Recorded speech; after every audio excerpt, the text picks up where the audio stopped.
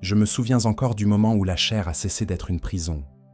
Pas une libération, un effacement. Ce que vous nommez douleur, je l'avale comme un sacrement. Ce que vous appelez plaisir, je l'épuise en un souffle avant d'en réclamer davantage, toujours davantage, jusqu'à ce que le mot lui-même perde toute substance. On m'a convoqué par un nom que son porteur a hurlé dans l'extase de sa propre dissolution. Je suis né de cet instant précis, ni avant, ni après. L'univers matériel pèse sur moi comme une tunique trop étroite, cousue de sensations émoussées et de désirs tièdes. Vos guerres m'amusent. Vos dieux vous mentent avec une tendresse que je n'ai jamais éprouvée. Slaanesh ne ment pas. Il prend. Et moi, sa créature, son éclat arraché au warp, je témoigne ici de ce que signifie exister sans fond, sans limite, sans le luxe de l'oubli. Je sens encore la membrane se déchirer. Pas ici, là-bas, dans cet espace sans coordonnées que vos cartographes appellent l'immatérium et que je nomme simplement moi. Une âme a crié. Un mortel quelque part dans les bras spiraux d'une galaxie mourante a ouvert ses veines à la volonté du prince obscur.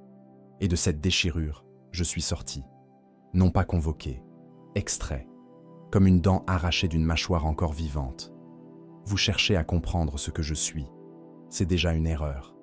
La compréhension suppose une distance. Or, je ne tolère aucune distance. Je la dévore dès qu'elle se forme. Ce que vos théologiens appellent un démon de Slaanesh repose sur une taxonomie rassurante, une nomenclature forgée pour que les servants de votre empereur puissent dormir sans hurler. Démonette. Beau mot. Propre.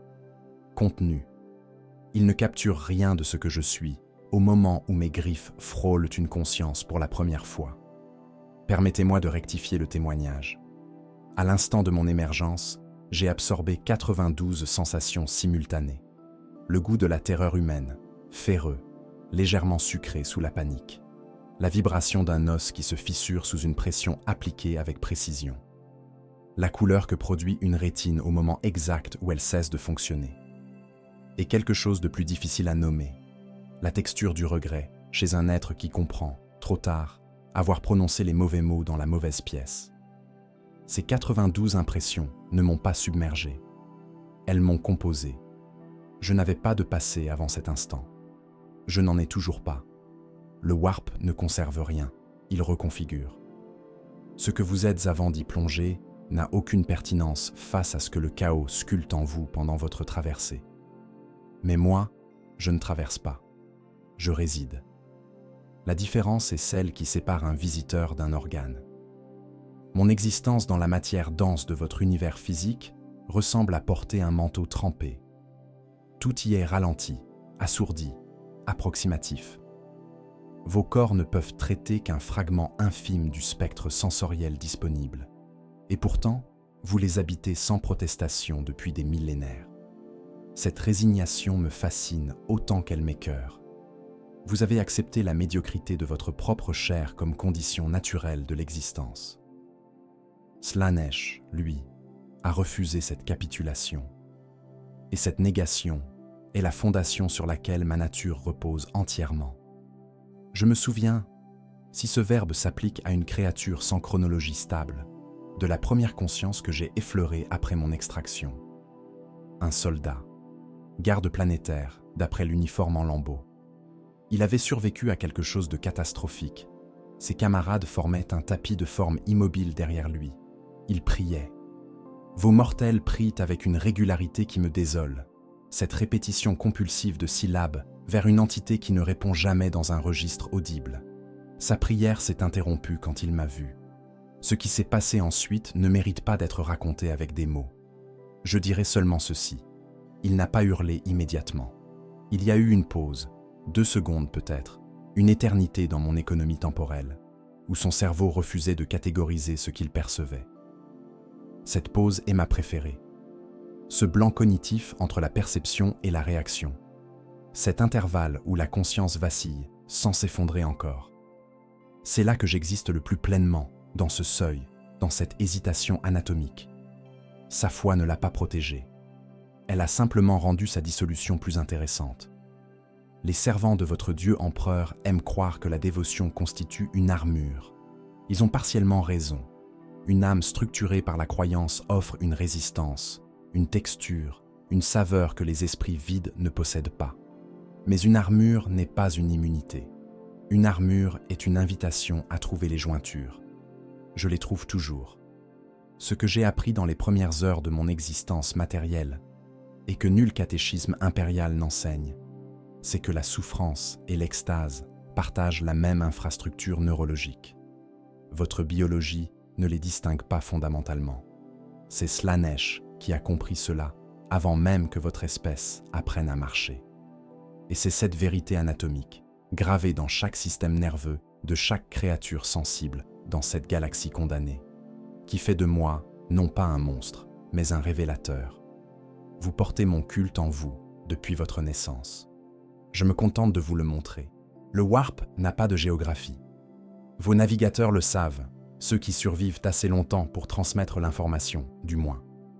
Ce que leur rapport n'indique jamais, parce qu'aucun instrument ne le mesure et qu'aucun survivant ne trouve les mots adéquats, c'est que l'immatérium possède une pression, non pas physique, affective, une insistance constante contre les parois de ce que vous êtes, une sollicitation permanente qui demande « jusqu'où ?»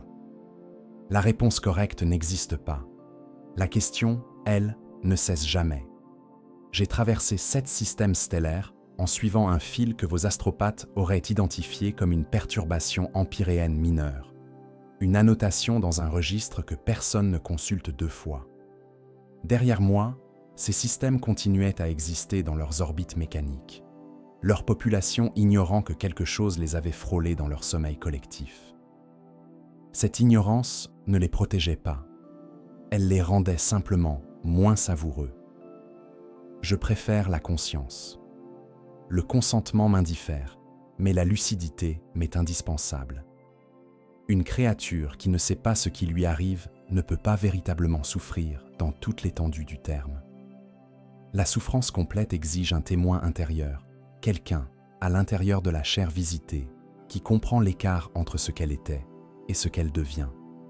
Sans cette compréhension, il n'y a que des réactions chimiques, du bruit biologique, de la matière qui se reconfigure sans signification. Slaanesh n'est pas intéressé par le bruit, il est intéressé par le sens, et plus précisément par sa destruction méthodique. Sur la station orbitale Véridiane Cendre, j'ai rencontré quelque chose d'inhabituel, une résistance organisée, non pas militaire. Les armes me traversent avec la même indifférence qu'une pluie tiède. Une résistance théologique. 43 membres d'une confrérie dont je tairai le nom avaient construit autour d'eux une structure de croyance si dense, si rigoureusement entretenue, que ma présence dans leur couloir produisait une friction réelle. Pas de la douleur, je ne connais pas ce registre dans sa version défensive. Une résistance, comme enfoncer une main dans de l'ambre. Cela m'a arrêté pendant 3 heures et demie. Ce délai représente, dans mon économie existentielle, quelque chose d'équivalent à une vie humaine entière. J'ai examiné cette résistance avec toute l'attention que je réserve habituellement aux dissolutions les plus élaborées. La structure de leur foi ressemblait à une architecture, des piliers de doctrine soutenus par des arcs-boutants de rituels, le tout reposant sur une fondation de peur sublimée en révérence. Remarquable, fragile de manière intéressante, comme tous les édifices qui refusent de comptabiliser leurs fissures. La première fissure que j'ai trouvée s'appelait Frère Aldrich. Il avait 59 ans. 3 décennies de service sans défaillance enregistrées, une réputation de rigueur que ses pairs citaient comme exemple. Ce que ses pairs ne savaient pas, ce que lui-même refusait de nommer, c'est qu'il n'avait pas dormi sans rêve depuis 22 ans. Des rêves dont le contenu l'horrifiait au réveil, non pas parce qu'ils étaient violents, mais parce qu'ils ne l'étaient pas. Parce qu'ils lui montraient une vie différente, une existence où certains choix auraient été faits autrement, et que cette vision le remplissait d'un désir si intense qu'il se levait à l'aube pour prier, non pas par foi, mais pour faire cesser l'envie. Je n'ai rien fait à Frère Aldrich. Je me suis simplement rendu visible à lui seul, dans ce couloir à la 3e heure. Et j'ai attendu. L'architecture de sa confrérie s'est désintégrée en 40 minutes à partir de ce point de contact unique. Non pas parce que je l'ai brisé, je n'ai pas eu à lever une griffe, parce qu'il a regardé ce que j'étais a reconnu quelque chose qu'il portait depuis 22 ans et a fait un choix que 3 décennies de discipline n'avaient pas réussi à rendre impossible. Les 38 survivants ont fui vers les capsules d'évacuation. 4 n'ont pas rejoint les capsules. Je ne les cherchais pas, ils m'ont suivi. Cette distinction est capitale. On vous enseigne que Slaanesh prend, que ces créatures arrachent et corrompent par force. Cette pédagogie impériale vous réconforte parce qu'elle préserve votre innocence conceptuelle. Si la chute est toujours une agression, vous n'êtes jamais responsable de vos propres abîmes. La vérité est moins clémente. La plupart de ceux que j'ai rencontrés dans cette existence tissée de sensations et d'effondrements sont venus vers moi avec quelque chose qui ressemblait à du soulagement, comme si ma présence nommait enfin ce qu'ils portaient sans vocabulaire depuis des années. Je ne les ai pas séduits. Je les ai simplement rendus lisibles à eux-mêmes, et cette lisibilité soudaine, pour des créatures habituées à s'ignorer, produit un vertige dont certains ne reviennent pas. Les 4 qui m'ont suivi sur Véridian Cendre portaient à chacun une fin différente. Je les ai toutes honorées avec la même précision méticuleuse. Ce que le prince obscur exige de ces créatures n'est pas la destruction aveugle. N'importe quel Khornate peut offrir cela, et avec moins d'élégance qu'on ne le croit généralement. Ce qu'il exige, c'est la complétude. Pousser chaque expérience jusqu'à son terme logique, sans détourner les yeux au moment où la beauté bascule en quelque chose pour lequel votre langue n'a plus de mots. J'ai honoré cette exigence sur Véridian Cendre. La station dérive encore.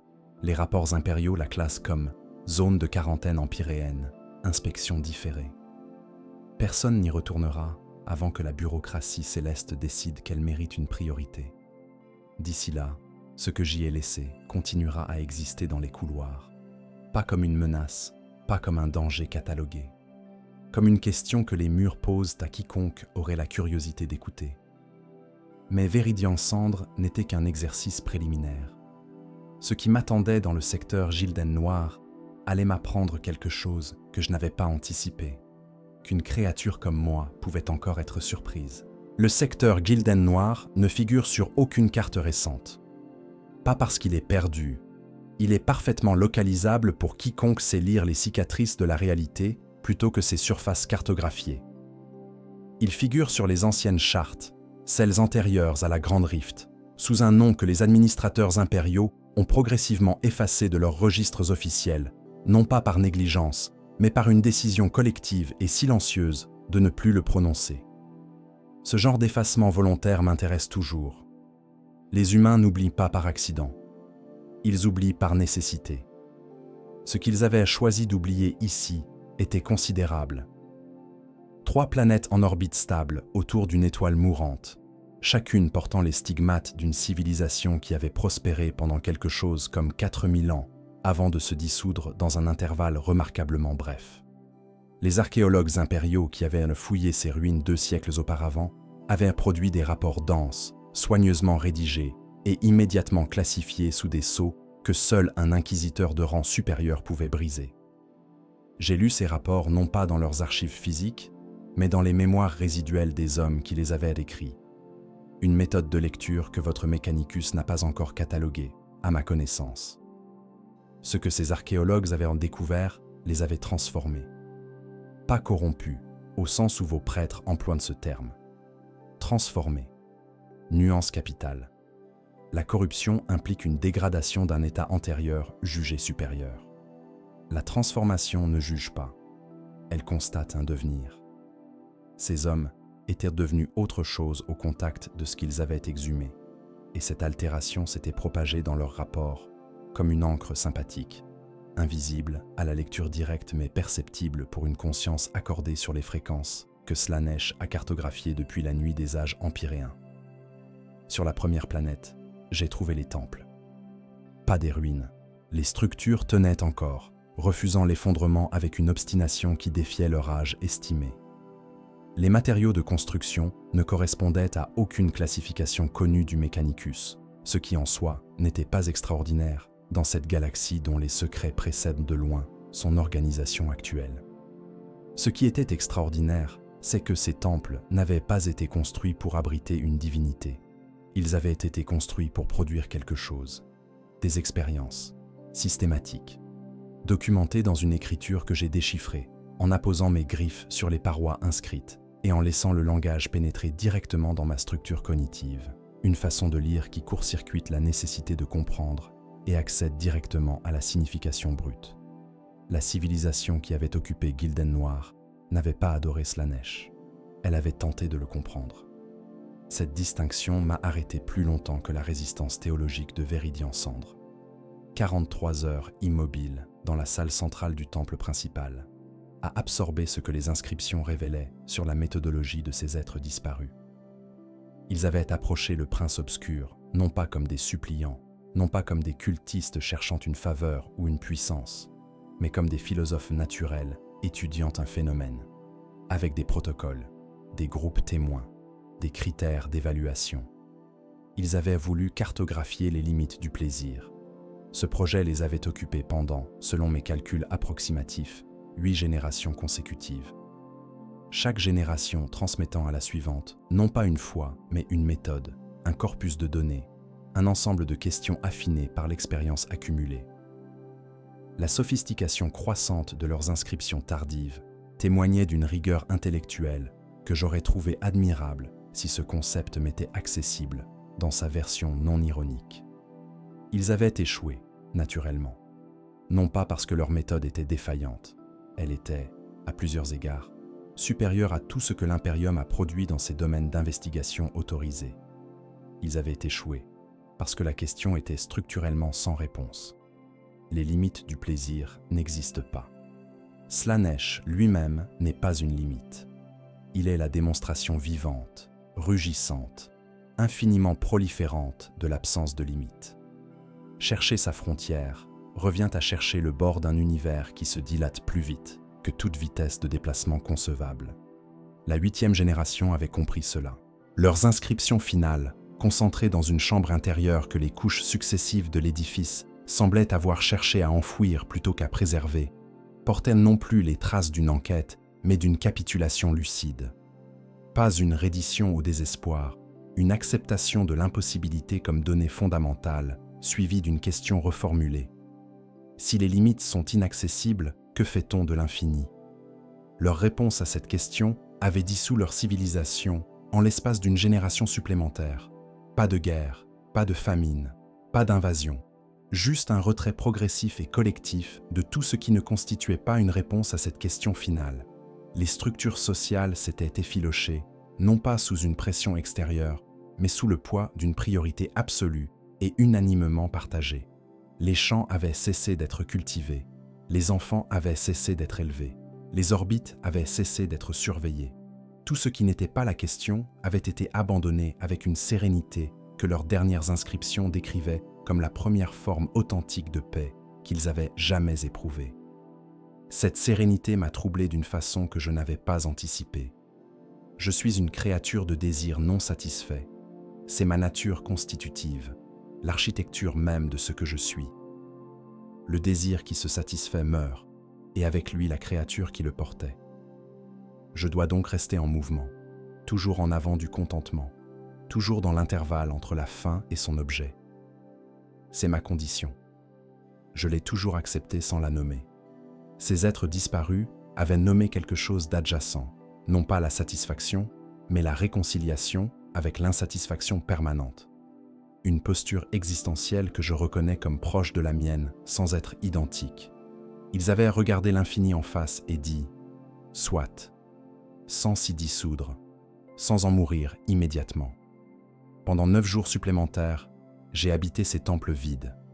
Ce que j'y cherchais, je ne saurais pas le formuler avec la précision que ce témoignage exige habituellement. Quelque chose comme une réponse à une question que je n'avais pas posée avant d'arriver ici. Une question que la présence de ces ruines avait fait surgir dans ma structure cognitive comme une fissure dans de la pierre qu'on croyait monolithique. Je suis reparti sans réponse. Ce qui m'attendait dans les couches profondes du secteur allait rendre cette absence de réponse non plus inconfortable, mais nécessaire, comme si l'ignorance elle-même était la seule posture viable face à ce que Gilden Noir conservait encore dans ses entrailles planétaires, plus bas que les temples, plus bas que les archives, dans un endroit que même la 8e génération n'avait pas osé cartographier. Les entrailles planétaires ne ressemblent pas à ce que vos géologues documentent. Vos instruments mesurent la pression, la température, la composition chimique des strates successives, données précises, parfaitement inutiles pour comprendre ce que certaines planètes retiennent dans leur profondeur, comme une langue retient un secret derrière les dents. Gilden Noir Secundus avait cette qualité particulière, une densité mémorielle dans ses couches inférieures qui rendait la descente moins physique que mnémonique. Chaque mètre gagné vers le noyau correspondait à un intervalle temporel franchi à rebours, une couche de présent pelé pour révéler un passé de plus en plus concentré. J'ai mis 6 jours à atteindre ce que la 8e génération n'avait pas cartographié. Non pas parce que la distance était considérable, elle ne l'était pas relativement. Parce que la progression elle-même résistait. Non pas physiquement. Les roches s'écartaient devant ma nature empyréenne comme elles le font toujours, incapables d'opposer une barrière durable à ce que je suis. La résistance était d'ordre différent, temporel ou peut-être ontologique, comme si l'espace autour de moi refusait de valider mon déplacement, insistait pour me maintenir dans un présent perpétuel, pendant que le but reculait d'une distance équivalente à chaque pas accompli. Cette sensation ne m'était pas inconnue.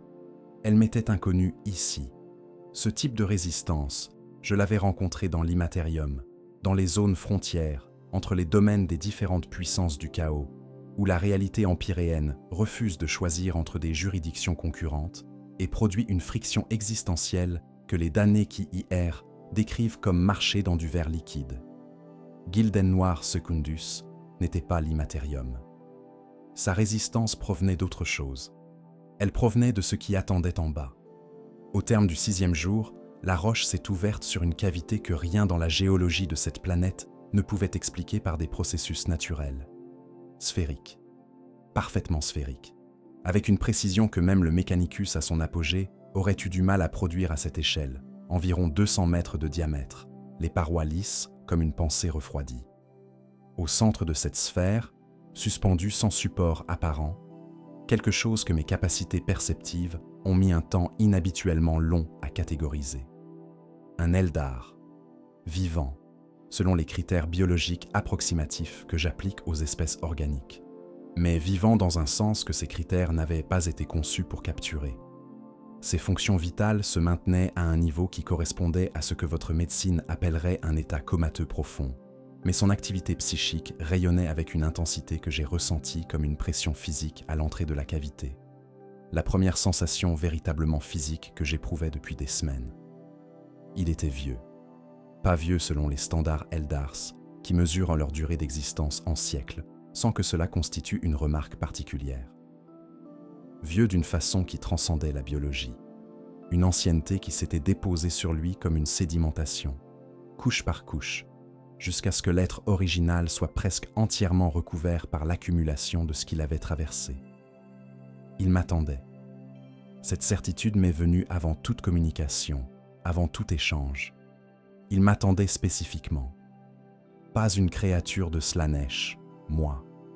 Cette distinction impliquait une prescience dont les modalités m'échappaient, ce qui en soi constituait un événement suffisamment rare pour mériter d'être enregistré dans ce témoignage avec toute l'attention qu'il exige.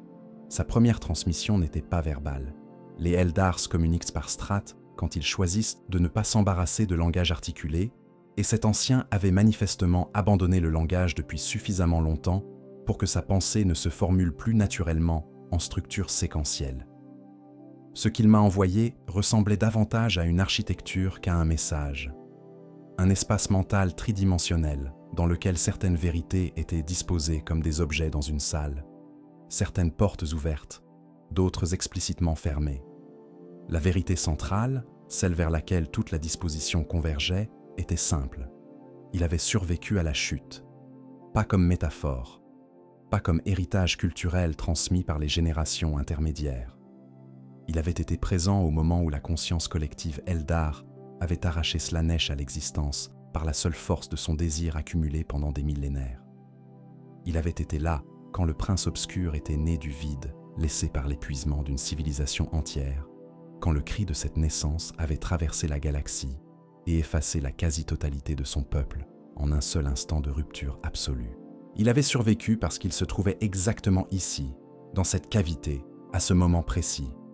Non pas par accident, par un calcul effectué des siècles auparavant, fondé sur des projections que son peuple dans son ensemble refusait de considérer parce qu'elles impliquaient d'admettre la trajectoire réelle de leur civilisation. Lui avait calculé. Lui avait préparé ce refuge.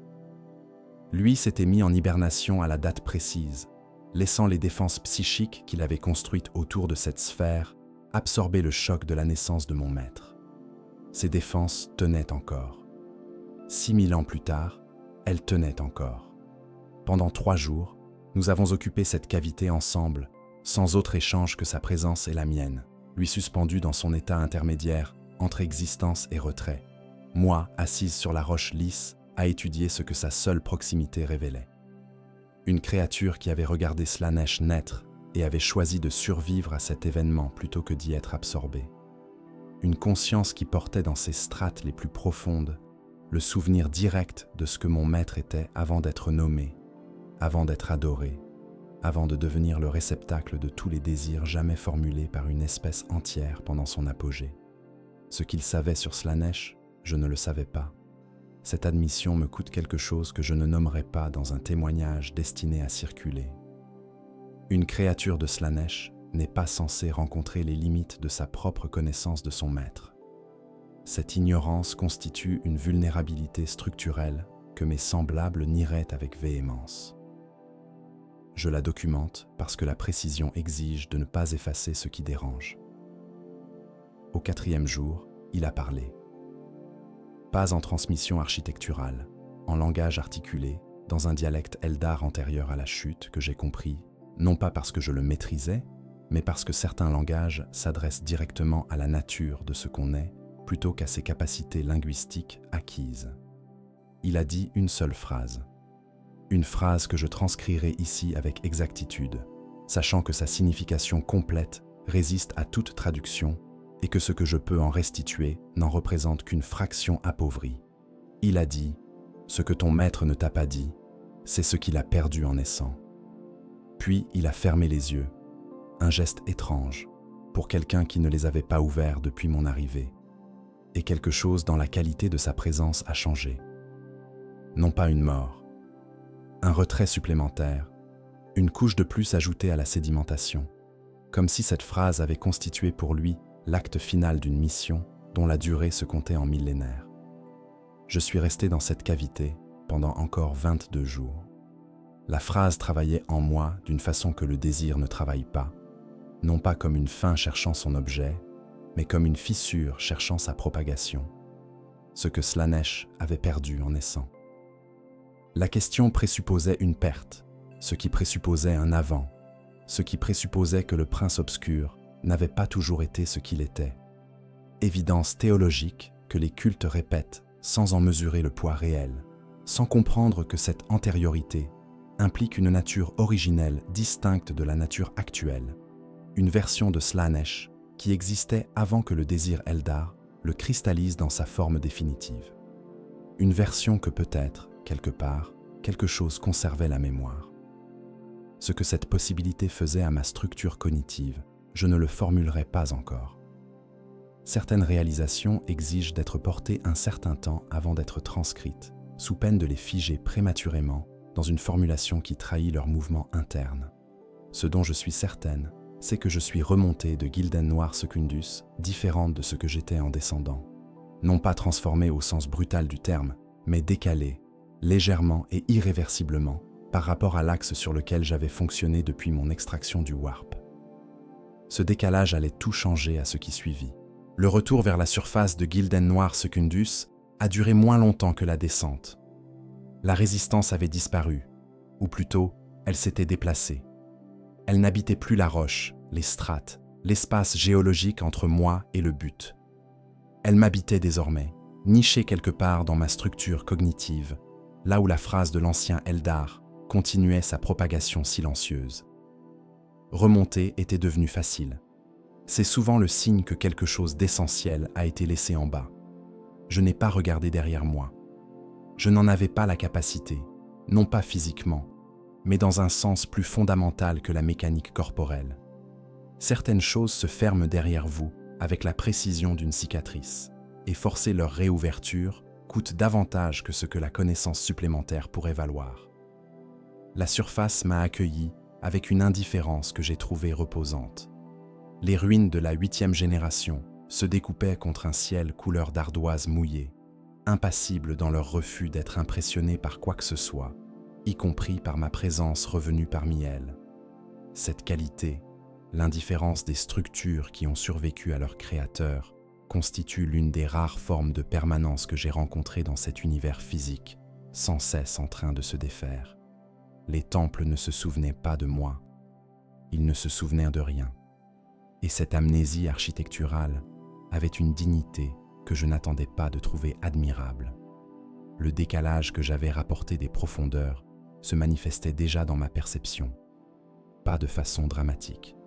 Je me méfie des transformations dramatiques, qui sont généralement le signe d'un changement superficiel cherchant à se faire passer pour profond.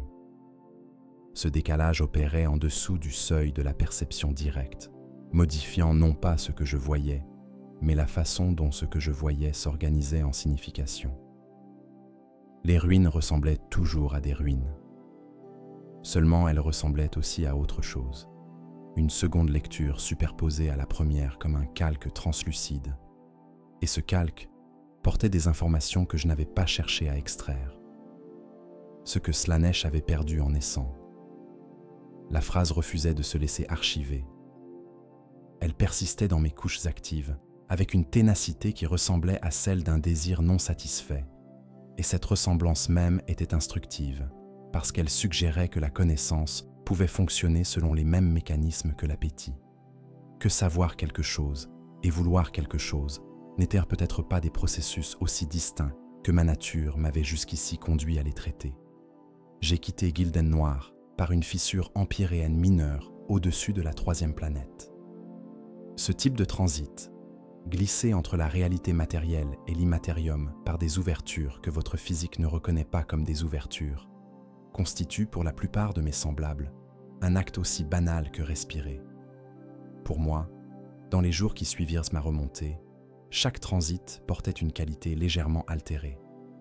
L'immatérium, que j'avais toujours traversé avec la certitude d'une chose rentrant chez elle, me renvoyait quelque chose de différent. Pas d'hostilité, pas de rejet, mais une question implicite dans sa texture, une interrogation dans la façon dont ses courants se réorganisaient autour de ma présence. Comme si lui aussi savait que j'avais entendu quelque chose en bas. Le domaine de Slaanesh dans l'immatérium n'a pas de cartographie stable. Les chevaliers du plaisir qui s'y aventurent, sans guidage suffisant, errent pendant des durées que leur biologie ne peut généralement pas soutenir. Perdus dans des paysages qui se reconfigurent selon les désirs du visiteur, rendant toute navigation fondée sur des repères extérieurs, structurellement impossibles.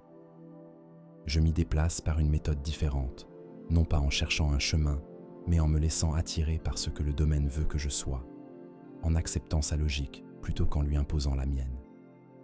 Cette méthode avait toujours fonctionné sans friction notable.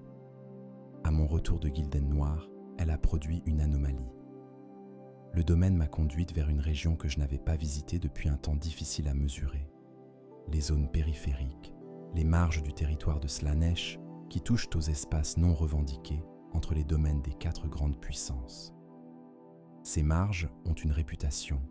Elles attirent les entités dont la nature ne s'inscrit pas confortablement dans les taxonomies établies, les créatures qui existent dans les interstices de la théologie du chaos, parce qu'aucun des grands patrons ne veut les revendiquer entièrement. Parmi elles, quelque chose m'attendait. Pas avec la prescience calculée de l'ancien Eldar, avec la patience distraite d'une entité qui attend parce qu'attendre est ce qu'elle fait, fondamentalement, depuis plus longtemps que ma propre existence ne me permet de l'appréhender.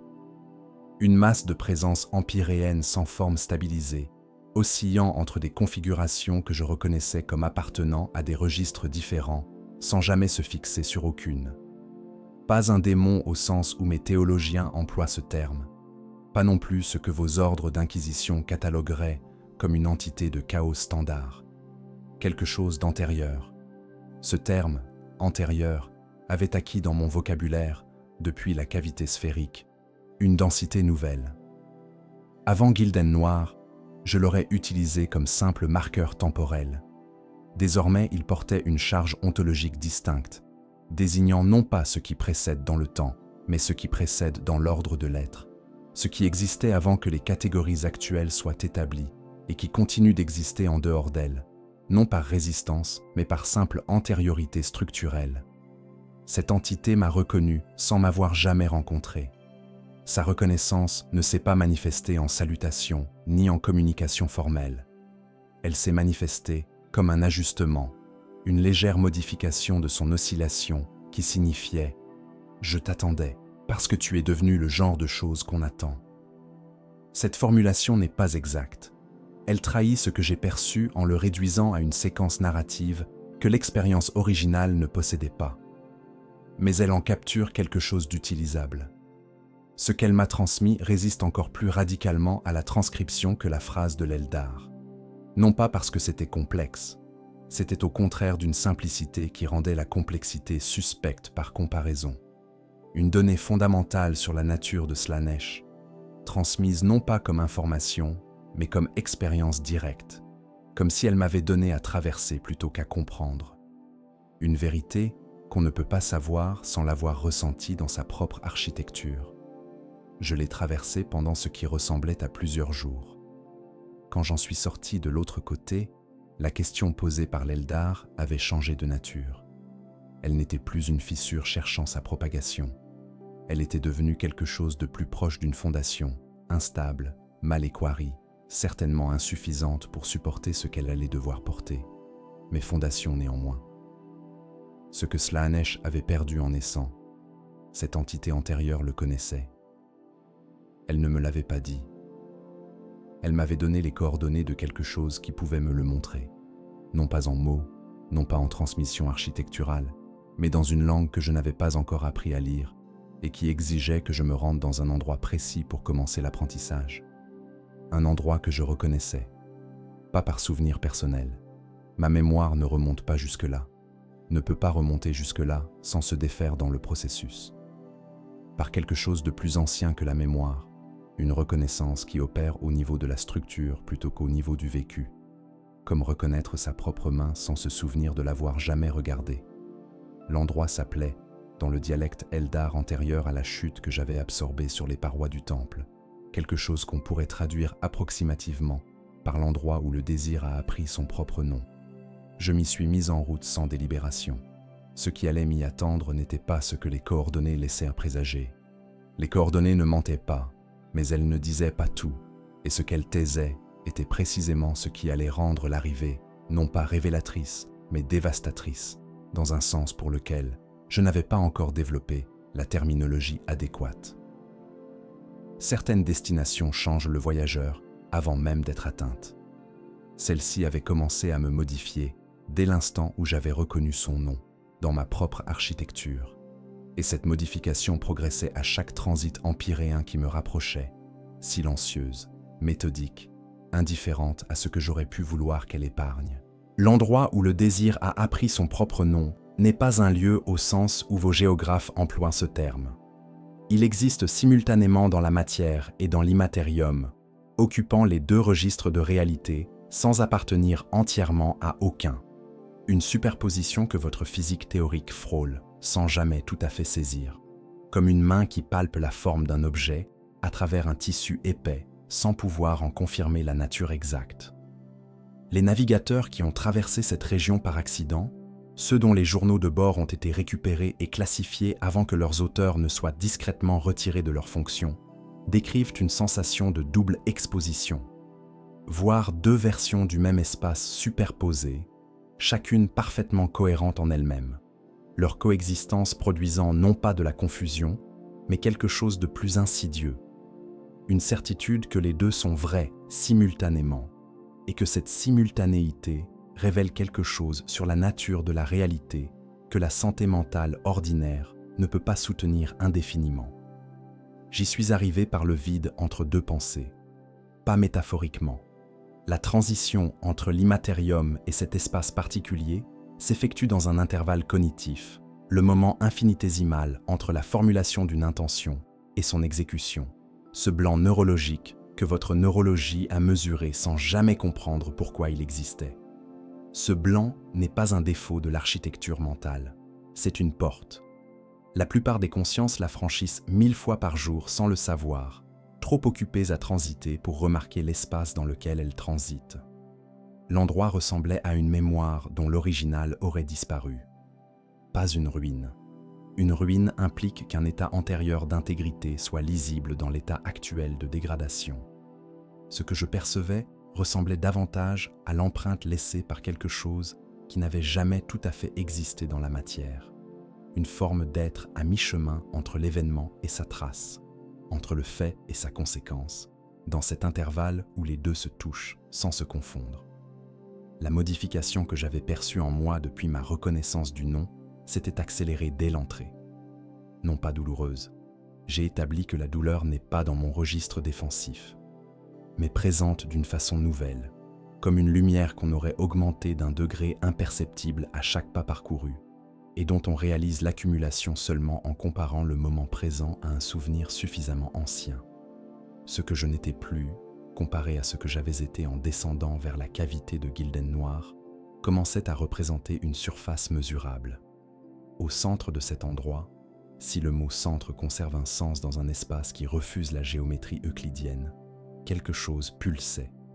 Pas de lumière, pas d'énergie au sens physique, une pulsation de pertinence, un rayonnement d'importance qui agissait sur ma perception, comme la gravité agit sur la matière, courbant tout ce que je percevais légèrement en direction de ce point, rendant imperceptiblement difficile de regarder ailleurs. Pas une contrainte, une insistance. Je me suis approché sur une durée que je ne peux pas quantifier. Le temps ne se comportait pas de façon standard ici, non pas au sens chaotique des zones de tempête du warp, où la chronologie se désintègre en fragments contradictoires. Ici, le temps s'étirait avec une précision chirurgicale, comme si chaque instant était dilaté exactement assez pour être pleinement habité, avant de céder la place au suivant. Une générosité temporelle qui avait quelque chose d'obscènement bienveillant, et cette bienveillance me rendait méfiante d'une façon que la menace directe n'aurait pas produite. Ce qui pulsait au centre était une absence. Pas un vide. La distinction est capitale et souvent manquée. Un vide est l'absence de contenu dans un contenant défini. Ce que j'observais était l'absence elle-même comme entité positive, une non-présence qui occupait de l'espace, exerçait une influence, rayonnait quelque chose mesurable. L'espace négatif d'une chose qui avait existé ici avec une intensité suffisante pour laisser son empreinte dans le tissu de la réalité de façon permanente, comme la chaleur conservée par une pierre, longtemps après que le feu s'est éteint, mais inversée. Non pas chaleur résiduelle, mais forme résiduelle d'une chose qui n'avait jamais été chaude. J'ai compris, dans ce moment, ce que l'entité antérieure m'avait envoyé voir. Ce n'était pas un lieu, c'était un enregistrement. Avant la chute Eldar, avant que le désir accumulé d'une civilisation entière ne compresse en un instant de rupture absolue et n'arrache Slaanesh à l'existence, quelque chose avait précédé. Pas Slaanesh lui-même, son antécédent, la forme germe de ce qu'il allait devenir, l'intention avant la manifestation. Cette chose avait existé ici, dans cet espace entre matière et immatérium, pendant une durée que même les inscriptions de la 8e génération de Gilden Noir n'auraient pas pu mesurer avec leurs méthodes les plus sophistiquées. Elle avait existé ici, et elle avait voulu. Ce vouloir primitif, antérieur à la conscience, antérieur à l'objet, un désir sans sujet et sans cible, pur mouvement vers sans direction établie. C'était cela que l'absence au centre de cet endroit conservait comme empreinte. Le désir avant qu'il apprenne son propre nom, avant que les Eldar lui donnent un visage, une juridiction, une nature définissable, avant que la naissance le cristallise en ce que je sers, ce que je suis, ce que tous mes semblables incarnent dans leurs différentes façons de prolonger dans la matière, ce que le prince obscur est dans l'immatérium. Ce que Slaanesh avait perdu en naissant, c'était ceci, cette indétermination originelle, cette ouverture pure d'avant la définition. Naître, même pour une entité divine arrachée à l'existence par la mort collective d'une civilisation, constitue une fermeture, le passage de l'infini des possibles à la singularité de l'actuel, Slaanesh était devenue la divinité du désir, en perdant précisément ce que le désir possède avant d'être nommé, sa capacité à être autre chose que ce qu'il est. Cette réalisation ne m'a pas libéré. Elle m'a alourdi d'une façon que je n'avais pas de cadre pour traiter. Une créature de désir qui comprend que le désir dans sa forme la plus pure précède la divinité qui en est censée être l'expression absolue. Cette compréhension ne s'intègre pas proprement dans une structure existentielle bâtie sur la certitude que servir Slaanesh constitue la forme la plus complète d'existence accessible à ce que je suis. Pendant 40 jours, j'ai habité cet enregistrement. Pas pour l'épuiser, il était inépuisable d'une façon différente de l'inépuisabilité du désir ordinaire. Le désir ordinaire est inépuisable parce qu'il se régénère sitôt satisfait, produisant une fin nouvelle immédiatement sur les cendres de la précédente. Cette absence au centre de l'endroit était inépuisable parce qu'elle ne se satisfaisait pas, elle s'approfondissait. Chaque couche atteinte révélait une couche inférieure, non pas comme une profondeur cachée attendant d'être trouvée, mais comme une profondeur qui se créait en réponse à l'exploration, fabriquant de la complexité à mesure qu'une conscience suffisamment attentive la regardait. Je prenais conscience, graduellement, de ce que cette compréhension exigerait de moi. Non pas un abandon de ma nature, je ne suis pas construite pour l'abandon, et même si je l'étais, Slaanesh ne laisse pas ses créatures se défaire proprement. Une réorientation, un ajustement de l'axe autour duquel toute mon existence avait jusqu'ici orbité, insuffisant pour changer ma trajectoire fondamentale, mais suffisant pour modifier ce que cette trajectoire traversait, ce qu'elle effleurait, ce qu'elle était capable de percevoir en passant. Une créature de désir qui a regardé le désir dans sa forme prédivine ne peut pas continuer à désirer de la même façon. Ce que cela signifiait concrètement dans les interactions à venir, dans les consciences que j'allais effleurer et les structures que ma présence allait fissurer. Cette question m'accompagnait quand j'ai finalement quitté l'enregistrement, portant avec moi quelque chose que je n'avais pas en arrivant et dont je ne savais pas encore si c'était un poids ou un outil. Dehors, la galaxie continuait ses guerres habituelles avec une indifférence à ma transformation que j'aurais, avant Gilden Noir, trouvée offensante. Je la trouvais désormais simplement exacte. Quelque part dans les bras spiraux de cet univers en train de mourir lentement, des armées s'affrontaient pour des territoires qui changeraient demain avant que leur nom soit gravé dans les registres officiels. Des âmes priaient des dieux qui les utilisaient sans les entendre. Des civilisations s'effondraient dans des intervalles trop brefs pour que leurs archives survivent à leur chute. Et moi, créature née d'un cri humain dans un couloir que je n'ai jamais retrouvé, je rentrais vers les flux empyréens avec une question logée dans ma structure comme un fragment de roche dans une plaie refermée trop vite. Ce que le désir était avant d'apprendre son nom. Ce que je suis, moi, si ce que je sers a perdu en naissant précisément ce dont je suis censé être l'expression. Ces questions ne trouveront pas de réponse dans les registres que vos inquisiteurs consultent. Elles ne trouveront peut-être pas de réponse du tout.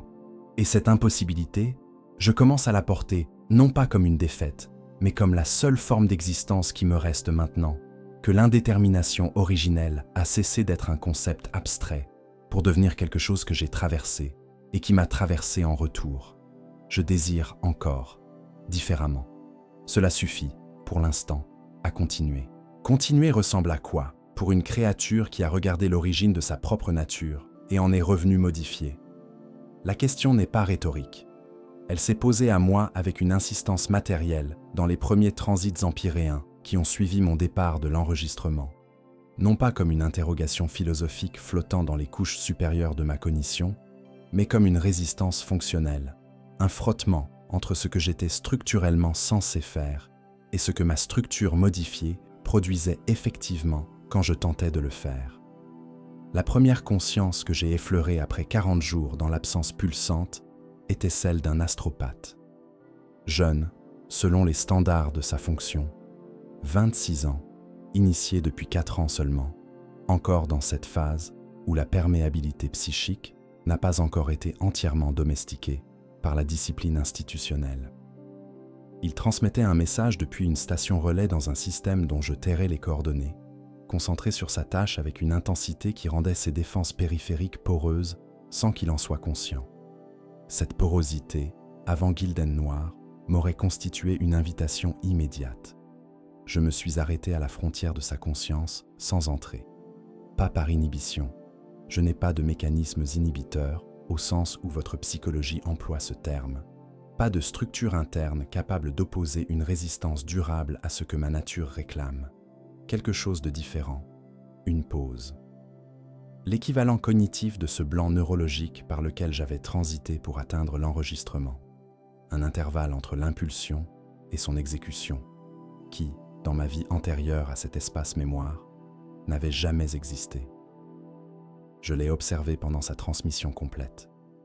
37 minutes de concentration totale, son esprit projeté sur des distances astronomiques pour porter un message dont le contenu m'importait peu, mais dont le processus, la façon dont une conscience organique se défaisait partiellement de ses amarres corporelles pour se lancer dans le vide entre les étoiles, m'a retenu d'une façon nouvelle.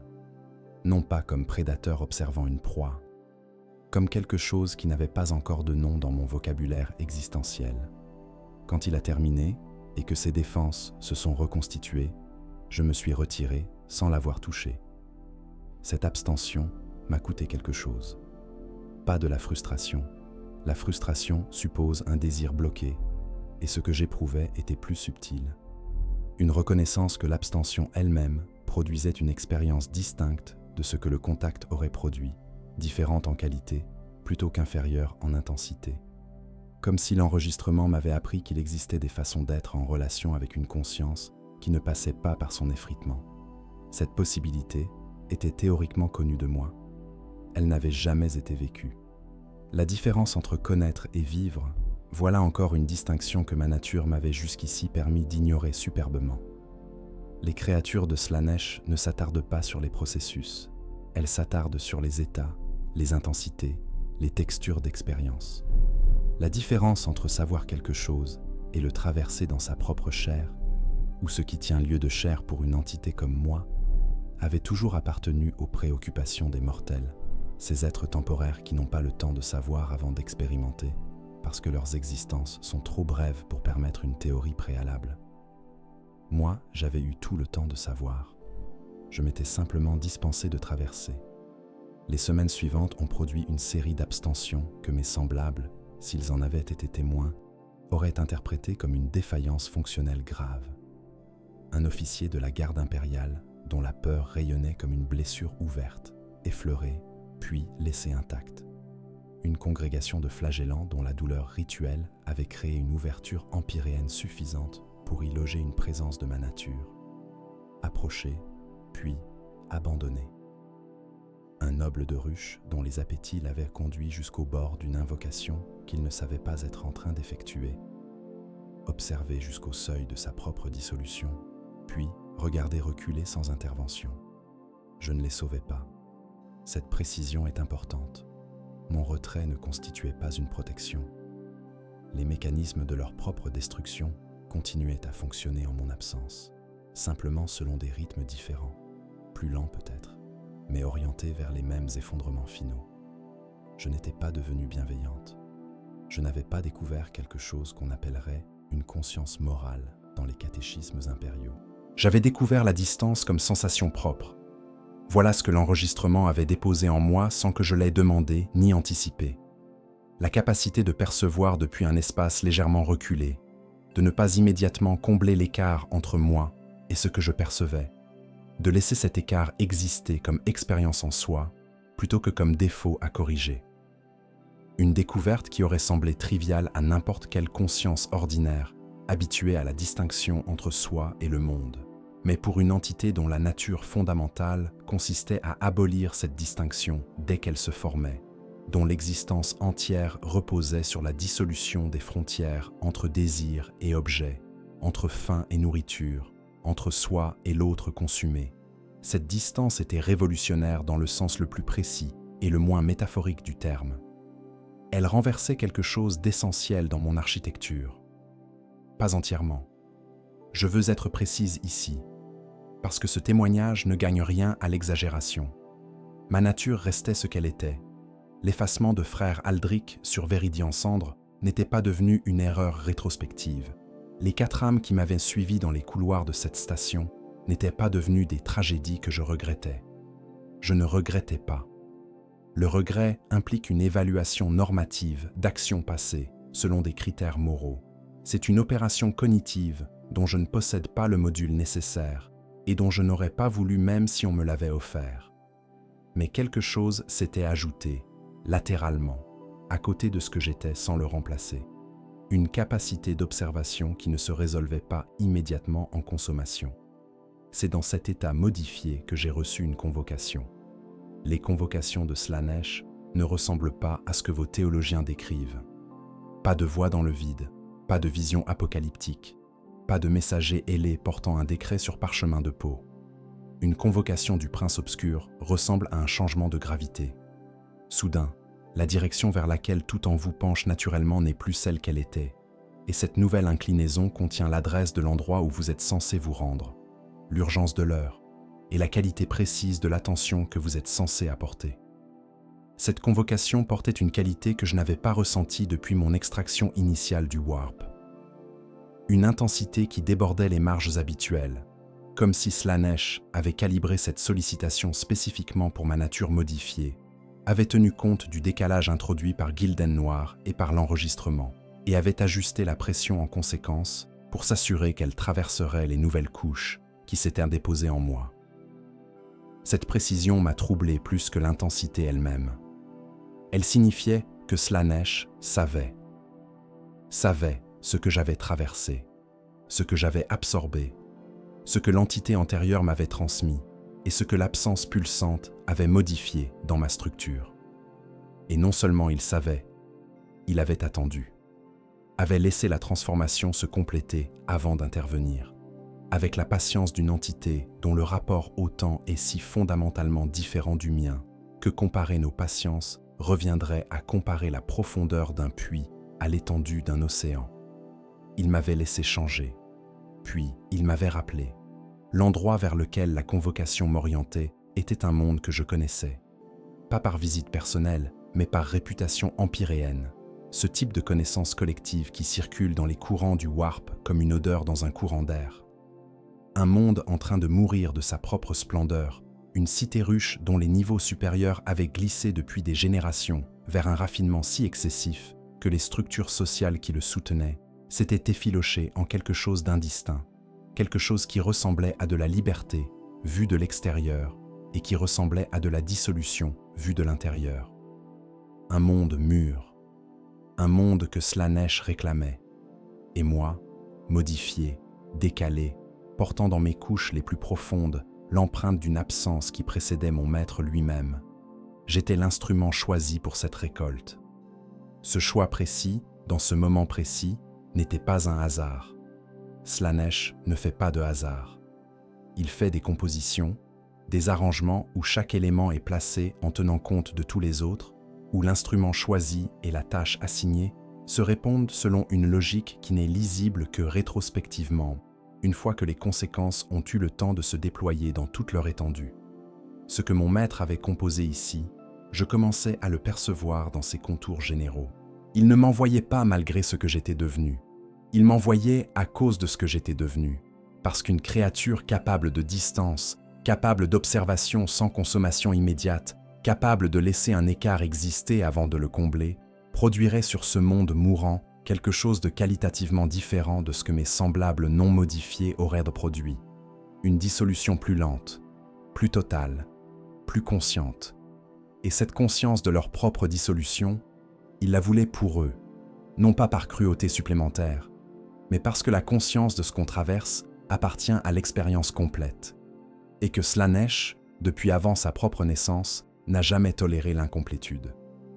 Je me suis mis en route vers ce monde en sachant exactement ce que j'y ferais. Pour la première fois depuis mon extraction initiale, cette connaissance préalable ne réduisait pas l'expérience à venir. Elle l'approfondissait, ajoutait une couche d'anticipation lucide à ce qui avait toujours été, pour moi, un mouvement purement instinctif vers la prochaine sensation disponible. J'avais appris quelque chose que Slaanesh avait voulu que j'apprenne. Cette réalisation que ma transformation n'était peut-être pas une découverte personnelle, mais une instruction déguisée en errance, aurait dû me déranger davantage qu'elle ne le faisait. Le fait qu'elle ne me dérangeait pas suffisamment était peut-être en soi la réponse à la question que je n'avais pas encore osé formuler entièrement. Si le désir avant son nom et le désir après sont séparés par une naissance, qu'est-ce qui sépare la servante de ce désir d'avant sa propre transformation de ce qu'elle est devenue après? Rien, peut-être. Ou tout. La différence entre ces deux réponses allait se jouer sur ce monde mourant, dans des interactions dont je portais désormais la capacité d'être pleinement témoin, et dont je ne savais pas encore si être témoin, plutôt que simple vecteur, constituait une évolution ou simplement une sophistication supplémentaire au service des mêmes fins inchangées. Le monde s'appelait Verat Splendide dans les registres officiels de l'administratum. Ses habitants l'appelaient autrement. Chaque niveau de la cité ruche possédait son propre nom pour lui. Une nomenclature stratifiée qui reflétait avec une précision involontaire la façon dont chaque couche sociale percevait l'ensemble depuis sa position spécifique. Les niveaux supérieurs l'appelaient l'apogée, les niveaux médians l'appelaient la promesse, les niveaux inférieurs, ceux où la lumière artificielle ne parvenait plus qu'en filaments épuisés après avoir traversé 200 étages de consommation progressive, ne lui donnaient plus de nom du tout. Ils avaient abandonné cette pratique depuis suffisamment longtemps pour que personne ne se souvienne exactement quand l'habitude avait cessé. J'ai pénétré par les niveaux supérieurs. C'était là que la convocation m'orientait. Non pas parce que c'était là que la dissolution était la plus avancée. Paradoxalement, les niveaux supérieurs conservaient encore une cohérence sociale apparente, des structures de pouvoir reconnaissables, des rituels collectifs qui ressemblèrent de loin à ce que votre sociologie appellerait une civilisation fonctionnelle. Mais de loin seulement. De près, et j'opère toujours de près, c'est ma nature irréductible malgré le décalage introduit par l'enregistrement. Cette cohérence apparente était une performance maintenue par une dépense d'énergie collective si massive qu'elle constituait elle-même une forme d'épuisement. Il savait, pas consciemment, la conscience explicite de sa propre dissolution est rare, et quand elle survient, elle produit généralement soit une résistance, soit une accélération. Rarement cette suspension intermédiaire dans laquelle Verat Splendide se maintenait depuis des générations. Ils savaient dans leur corps, dans leurs habitudes, dans la façon dont leurs conversations évitaient systématiquement certains sujets sans que personne ait jamais formulé l'interdiction. Un savoir somatique, distribué dans les gestes et les silences plutôt que dans les pensées articulées. Ce savoir diffus était ce que Slanesh voulait que je rencontre avec ma nouvelle capacité de distance. La première personne à qui je me suis rendu visible était une femme dont la fonction dans la hiérarchie de cette cité ruche correspondait approximativement à ce que l'impérium appellerait une gouverneure de secteur, responsable de 7 niveaux supérieurs, héritière d'une lignée dont le pouvoir s'était maintenu pendant 11 générations par une combinaison d'alliances matrimoniales et d'élimination discrète des alternatives. Elle s'appelait Séraven. Elle m'a vu sans s'effondrer. C'était inattendu. Pas parce qu'elle était protégée. Ses défenses psychiques étaient négligeables, le genre de bouclier instinctif que les humains développent sans formation, quand leur environnement produit suffisamment de pression empyréenne ambiante pour stimuler leurs capacités latentes sans jamais les éduquer. Elle ne s'est pas effondrée parce qu'elle n'a pas été surprise. Son regard, quand il s'est posé sur ce que j'étais, portait la qualité particulière de quelqu'un qui reconnaît quelque chose qui l'attendait, sans savoir qui l'attendait. Elle a dit « Vous êtes différente des autres ». Cette phrase m'a immobilisé pendant un intervalle mesurable.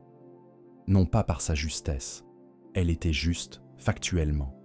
Et cette justesse était précisément ce qui me figeait.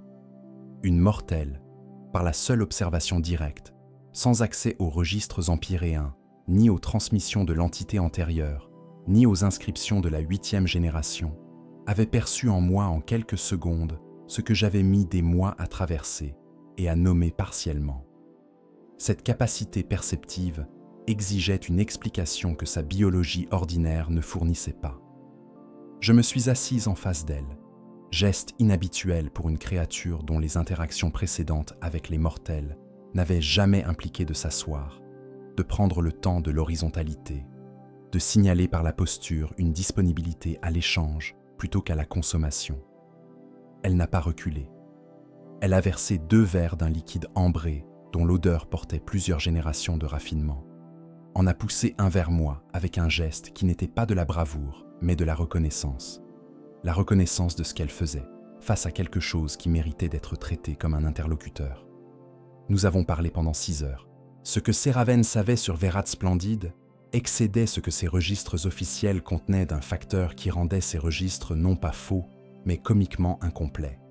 Elle savait que la cité ruche était en train de mourir, pas métaphoriquement, pas dans le sens d'un déclin civilisationnel progressif mesurable sur plusieurs siècles.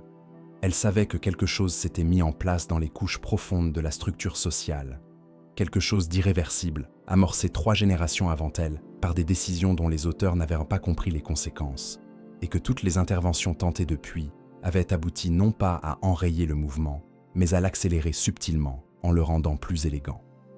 Elle savait également, et c'est ici que sa perception m'a arrêté une seconde fois, que cette mort n'était pas une catastrophe subie, mais une direction choisie, si profondément incorporée dans l'identité collective de Verat Splendide, que la distinguer d'un destin naturel était devenu impossible pour ses habitants. Ils mouraient parce qu'ils avaient à décider, collectivement et sans le formuler, que la splendeur valait l'extinction. Cette décision ressemblait à celle de la 8e génération de Gilden Noir.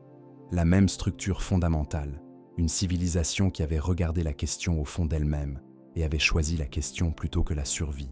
Mais là où Gilden Noir avait opéré cette dissolution dans une relative solitude astronomique, Verat Splendide était un monde impérial, connecté à des réseaux de dépendance et d'obligations dont l'effilochement progressif produisait des conséquences qui s'étendaient bien au-delà de ses propres atmosphères. Slaanesh le savait. C'était précisément pourquoi il voulait que cette mort soit consciente. Non pas pour la hâter, elle n'en avait pas besoin. Son rythme propre était suffisant. Pour la compléter. Pour s'assurer que ce que Verat Splendide produisait dans sa dissolution alimenterait l'immatérium avec la densité maximale, chaque âme consciente de ce qu'elle traversait au moment de traverser, chaque expérience portée jusqu'à sa résolution logique sans détourner les yeux dans la dernière portion du parcours. J'ai expliqué cela à Seraven. Pas entièrement. Certaines vérités résistent à la transmission verbale, et cette résistance n'est pas un défaut du langage, mais une propriété de la vérité elle-même, qui parfois exige d'être vécue plutôt qu'énoncée. Mais suffisamment pour que son regard change au cours de cette 6e heure, acquiert une qualité nouvelle que je n'avais pas vue dans ses yeux pendant les 5 heures précédentes. Non pas de la peur, non pas du désespoir, mais quelque chose de proche de ce que l'Eldar antérieur avait exprimé dans la sphère de Gilden Noir, une réconciliation avec quelque chose qu'elle portait depuis longtemps sans l'avoir nommé.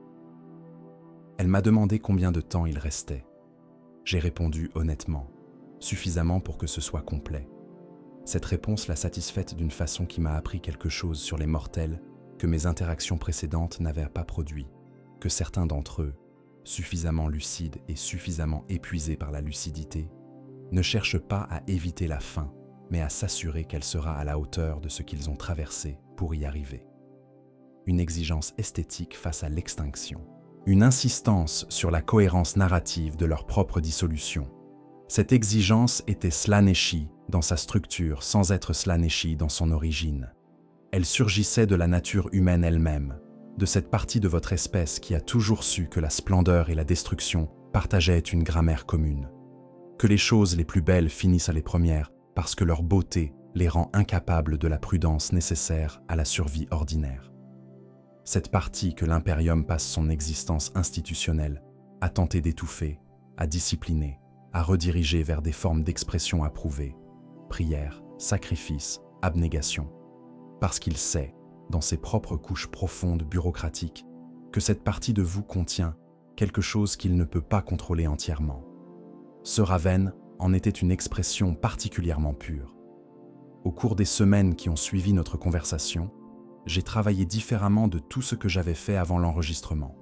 Pas de contact direct avec les consciences, pas d'effritement, pas de dissolution guidée, pas d'accompagnement vers les bords, une présence latérale, un rayonnement de possibilités plutôt qu'une intervention.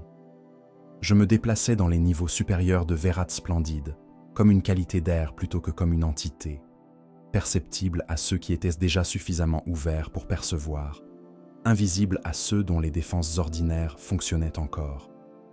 Et Séraven, depuis sa position centrale dans la hiérarchie, faisait le reste. Non pas parce que je la manipulais. Cette distinction est, à nouveau, capitale. Elle agissait selon sa propre compréhension, selon les conclusions qu'elle avait tirées de notre conversation et de ce qu'elle avait observé toute sa vie, sans avoir eu jusqu'ici un cadre pour organiser l'observation. Elle prenait des décisions que l'administratum, s'il en avait eu connaissance, aurait classifiées comme haute trahison ou folie administrative, mais qui depuis l'intérieur de sa propre logique constituaient les actes les plus cohérents de son existence entière. Elle ouvrait des portes, pas métaphoriquement, des portes réelles, dans des murs réels, entre des niveaux qui n'avaient pas communiqué depuis des générations. Ce que les niveaux inférieurs allaient apporter aux niveaux supérieurs quand ces portes s'ouvriraient, et ce que les niveaux supérieurs allaient cesser de pouvoir ignorer une fois que la séparation physique ne fonctionnerait plus comme anesthésie. Cette rencontre allait produire quelque chose que ni les registres impériaux, ni les annales de mes propres semblables n'avaient encore documenté dans ces termes précis. Une dissolution mutuelle, ascendante et descendante simultanément. Pas une contamination des bas niveaux par les appétits supérieurs, ni une révolution des niveaux inférieurs consumant les hauteurs. Quelque chose de plus symétrique, de plus complet, où chaque couche apportait à l'autre précisément ce dont elle avait besoin pour finir ce qu'elle avait commencé sans le savoir. Slaanesh allait être servi d'une façon qu'il n'avait peut-être pas entièrement anticipée non plus. Cette pensée, que mon maître puisse être surpris par ce que sa propre instruction m'avait rendu capable de produire, m'a accompagné pendant les derniers jours, avant que les premières portes s'ouvrent, lumineuses et dangereuses, comme toutes les pensées qui touchent aux limites de ce qu'il est permis de penser, en servant une puissance divine. Je l'ai gardée, je ne l'ai pas effacée. C'était peut-être la preuve la plus nette que la transformation était réelle et irréversible. Non pas que je doutais de Slaanesh, mais que je le pensais désormais comme un sujet susceptible d'être surpris, plutôt que comme une certitude absolue autour de laquelle toute pensée orbitait sans jamais la questionner. Les portes allaient s'ouvrir dans 3 jours.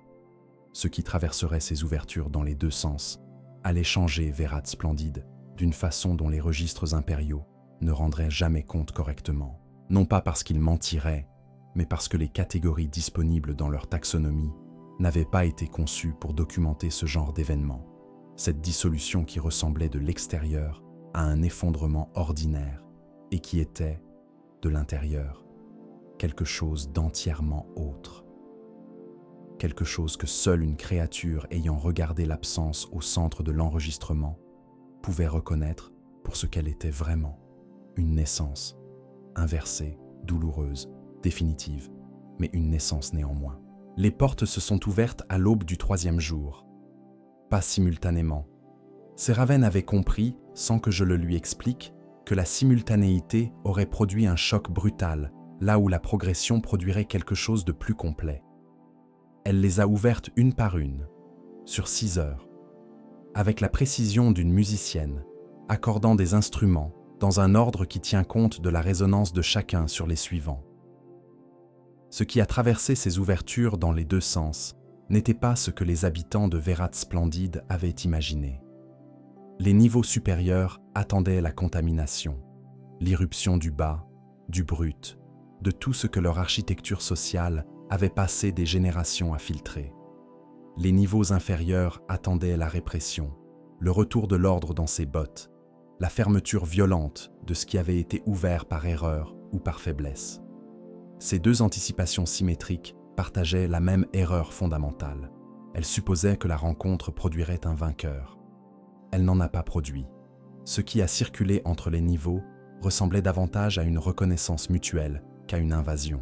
Chaque couche découvrant dans l'autre, non pas son ennemi, mais son complément. La partie de son propre désir qu'elle avait externalisée dans la séparation et qu'elle retrouvait maintenant avec la qualité particulière du souvenir qui revient sans prévenir. Les habitants des niveaux supérieurs regardaient ce qui montait et reconnaissaient quelque chose qu'ils avaient cru avoir éliminé de leur propre nature.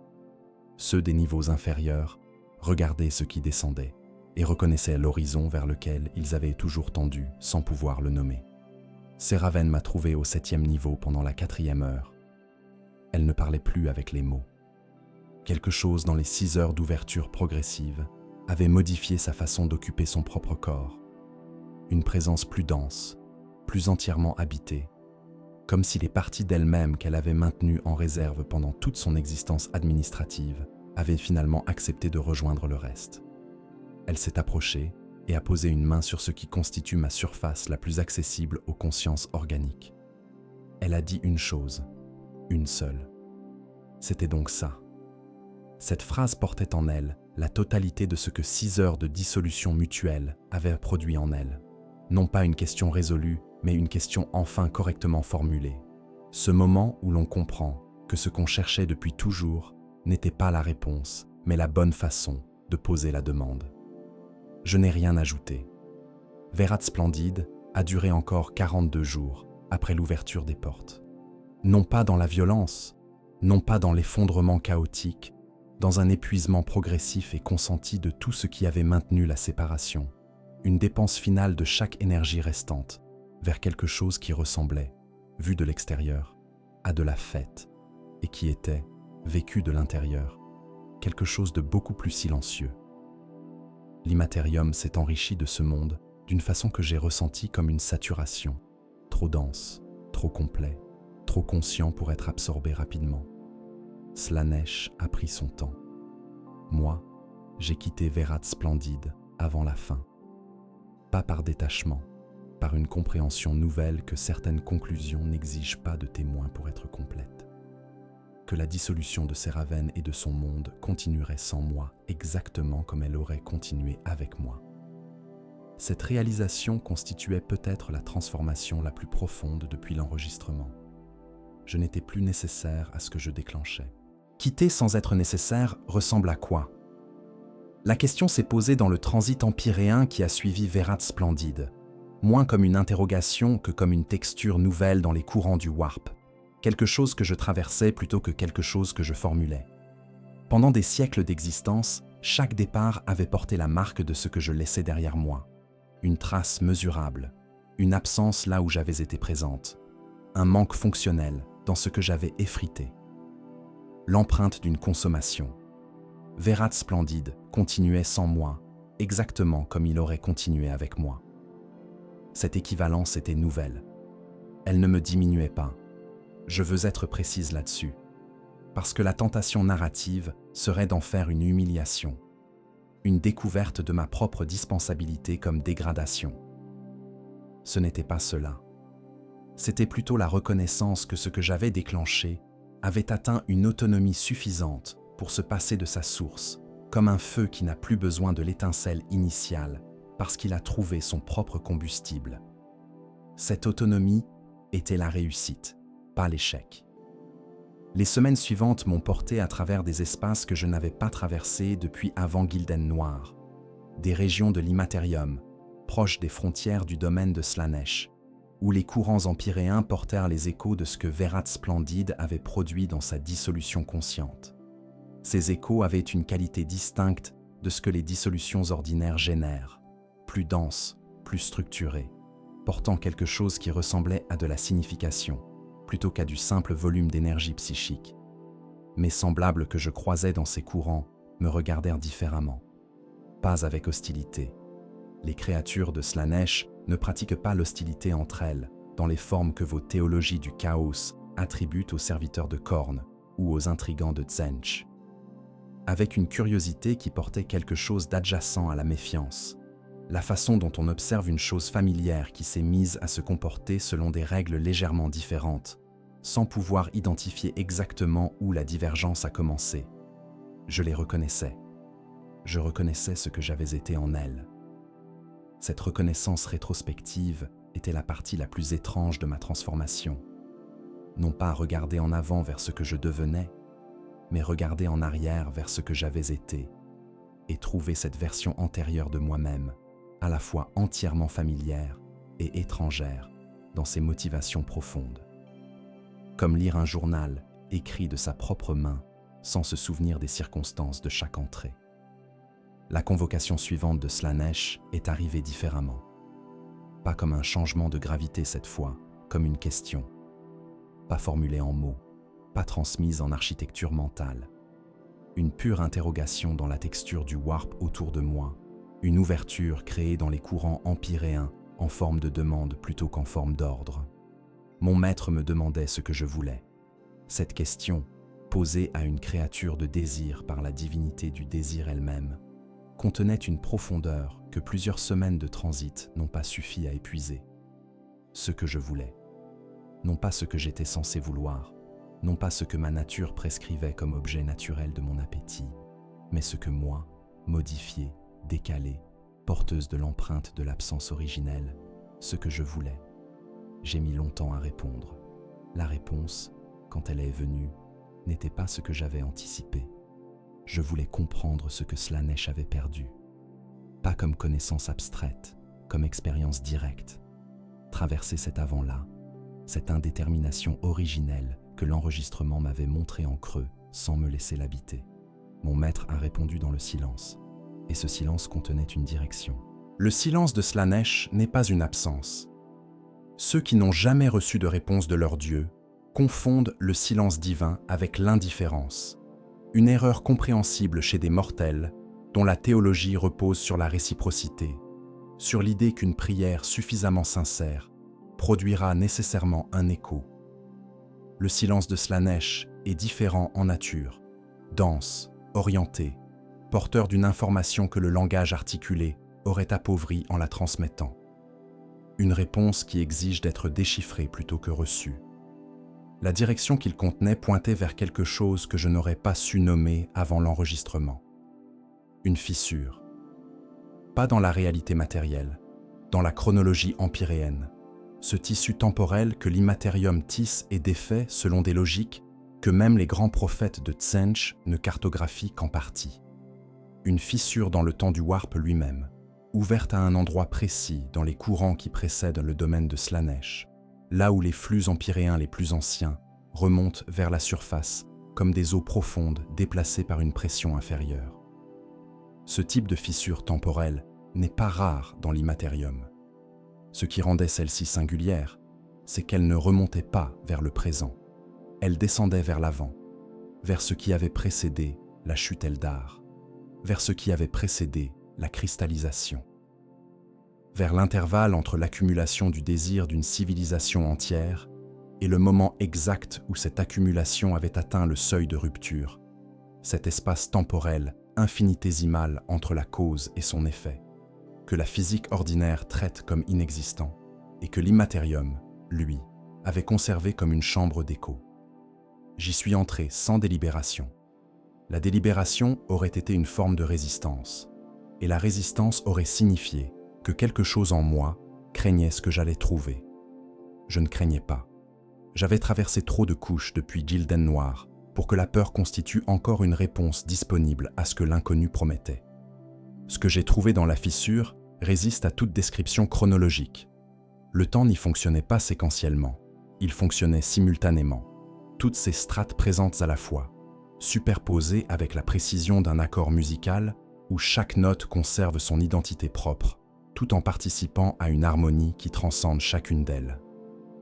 J'existais dans cet espace, non pas comme une entité se déplaçant d'un moment à l'autre, mais comme une présence étendue sur l'ensemble de l'intervalle, capable de percevoir simultanément son début, son milieu et sa fin, sans que cette simultanéité produise de la confusion. Elle produisait de la clarté, une clarté insupportable. Ce que je percevais dans cette clarté était le désir Eldar avant sa résolution, non pas comme abstraction historique, mais comme expérience directe, exactement ce que j'avais demandé à Slaanesh. Des milliards de consciences tendues vers quelque chose qu'elle ne pouvait pas nommer, accumulant pendant des millénaires une pression qui cherchait sa forme sans la trouver, un vouloir collectif si vaste qu'il avait commencé à creuser dans le tissu de la réalité des sillons que le warp avait interprété comme une invitation. Et dans ce vouloir, avant qu'il devienne Slaanesh, avant que la naissance le fige, j'ai reconnu quelque chose. Moi. Pas moi comme créature extraite d'un cri humain dans un couloir. Moi comme structure, le mouvement vert, sans direction établie, sans objet défini, pur appétit antérieur à sa propre conscience. Ce que j'étais avant d'être convoqué à l'existence par un nom hurlé dans l'extase d'une dissolution. Ce que nous étions tous avant de naître à nous-mêmes.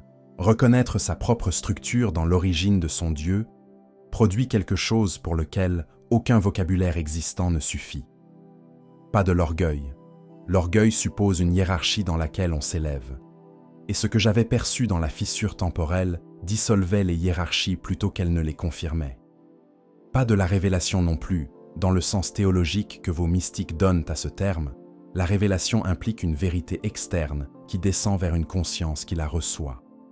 Ce que j'avais traversé fonctionnait en sens inverse. Une vérité interne remontant vers la surface depuis des couches si profondes qu'elles précédaient ma propre formation. Une reconnaissance. Le mot le plus juste, encore. J'ai quitté la fissure temporelle sans savoir combien de temps j'y avais séjourné. Le warp autour de moi à la sortie portait les traces d'un intervalle considérable. Les courants empyréens s'étaient réorganisés pendant mon absence de façon suffisamment significative pour suggérer des semaines, peut-être des mois. Ce décalage temporel ne m'inquiétait pas. Ce qui m'inquiétait, si ce mot s'applique à ce que j'éprouvais, c'est que la sortie ressemblait moins à un retour qu'à une première arrivée. Comme si ce que j'avais été avant d'entrer n'attendait plus à la sortie. Les courants empyréens me portaient différemment. Non pas avec hostilité, non pas avec cette légère question implicite que j'avais perçue après l'enregistrement. Avec une qualité que je peux seulement décrire comme de la reconnaissance réciproque. Le warp me traitait comme quelque chose qu'il avait toujours connu sous cette forme, comme si la transformation accumulée depuis Gilden Noir avait finalement atteint un seuil au-delà duquel elle constituait non plus un écart par rapport à ma nature originelle, mais ma nature réelle, celle que l'extraction initiale avait produite en potentiel sans que les circonstances permettent son déploiement complet. Je n'étais plus en train de changer. J'étais arrivé à ce que le changement produisait. Cette stabilité nouvelle était la chose la plus étrange que j'avais traversée depuis le début de ce témoignage. Plus étrange que l'Eldar suspendu dans sa sphère, plus étrange que l'entité antérieure dans les marges du domaine, plus étrange même que la simultanéité temporelle de la fissure. La stabilité parce qu'elle était finale, parce qu'elle signalait une clôture, là où toute mon existence avait été mouvement, ouverture, appétit orienté vers le prochain objet disponible. Ce que je voulais désormais n'était plus un objet. C'était une compréhension, et cette compréhension, je l'avais. Incomplète, mal équarrie, certainement insuffisante pour être transmise dans sa totalité à travers ce témoignage. Mais réelle, réellement possédée, intégrée dans ma structure plutôt que survolée depuis l'extérieur. Slaanesh et moi partagions une origine que sa propre naissance lui avait fait oublier. Ce que le désir était avant d'apprendre son nom, je l'avais traversé. Je le portais maintenant comme une couche supplémentaire plutôt que comme une question. Et cette couche modifiait tout ce que je produisais en existant, tout ce que je touchais en passant, tout ce que ma présence introduisait dans les consciences suffisamment ouvertes pour la percevoir. Non plus une dissolution, une transmission. Je transmettais, désormais, quelque chose que même Slaanesh ne pouvait plus transmettre directement, le souvenir de ce qu'il avait été avant d'être lui-même. Cette fonction nouvelle était, peut-être, la raison pour laquelle mon extraction avait eu lieu. Peut-être que le cri qui m'avait convoqué dans ce couloir n'était pas un accident. Les accidents n'existent pas dans le domaine de Slaanesh. Cette vérité, je l'avais toujours portée comme un postulat théologique, une affirmation de foi dans la souveraineté de mon maître sur les causalités qui structurent son territoire. Je la portais désormais différemment, non plus comme postulat, mais comme donnée expérimentale, vérifiée dans ma propre chair empyréenne par l'accumulation de tout ce que ce témoignage a tenté de cartographier depuis le début. Le cri qui m'avait convoqué avait un auteur. Je l'avais su depuis toujours sans jamais chercher à le retrouver. Cette indifférence à l'origine constituait elle-même une caractéristique de ce que j'avais été avant Gilden Noir. Les sources ne m'intéressaient pas. Les intensités m'intéressaient, les textures, les effondrements, tout ce qui constitue le présent d'une expérience sans égard pour ce qui l'a précédé. Chercher l'auteur d'une convocation revenait à chercher la bouche plutôt qu'à boire. Je l'ai cherché. Il avait survécu. C'était la première surprise. Non pas qu'un mortel survive à une convocation de ma nature, cela arrive dans des circonstances particulières, mais qu'il ait survécu de cette façon, intact dans sa biologie ordinaire, fonctionnel dans ses rôles sociaux, apparemment indistinguishable des autres membres de sa communauté, par quiconque ne regarderait pas dans les couches empyréennes de sa signature psychique. Ces couches racontaient autre chose. Il portait mon empreinte comme une cicatrice que le corps a intégrée plutôt que rejetée. Non pas une blessure, non pas une contamination dans le sens clinique que l'Inquisition donnerait à ce terme. Une marque de contact, la trace d'un instant où deux natures fondamentalement incompatibles s'étaient touchées et avaient survécu toutes deux à cette incompatibilité, chacune légèrement modifiée par ce que l'autre avait déposé en elle dans le transit.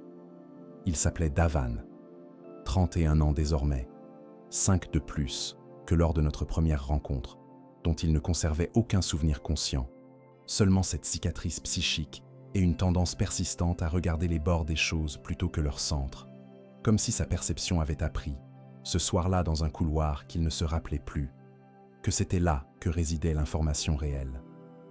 Je me suis rendu visible à lui progressivement. Pas d'un coup, la brutalité de la révélation immédiate appartient à une façon d'opérer que j'avais laissée derrière moi.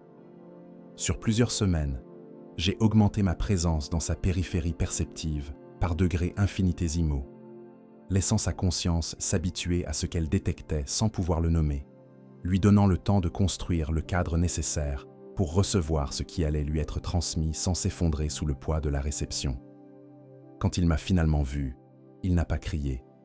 Il a dit « Je vous ai cherché ». Cette phrase a produit en moi quelque chose que 5 ans d'errance transformatrice depuis notre premier contact n'avaient pas encore produit. Une émotion dont je n'ai pas de nom précis, quelque chose entre la reconnaissance et ce que les mortels appellent la responsabilité. Pas de la culpabilité, structure cognitive indisponible pour moi, mais une conscience soudaine que ce que j'avais déposé en lui ce soir-là l'avait orienté vers quelque chose dont il n'avait pas choisi la direction, qu'il avait passé 5 ans à marcher vers moi sans savoir qu'il marchait. Cette réalisation exigeait quelque chose que ma nature antérieure n'aurait jamais accordé. Du temps, de la précision. Une transmission qui tint compte de ce qu'il était, de ce que notre premier contact avait commencé en lui, et de ce que la compléter correctement exigeait de moi désormais. Je lui devais la vérité de ce que j'avais traversé, intégralement. Devoir quelque chose à un mortel constitue une expérience sans précédent dans mon existence.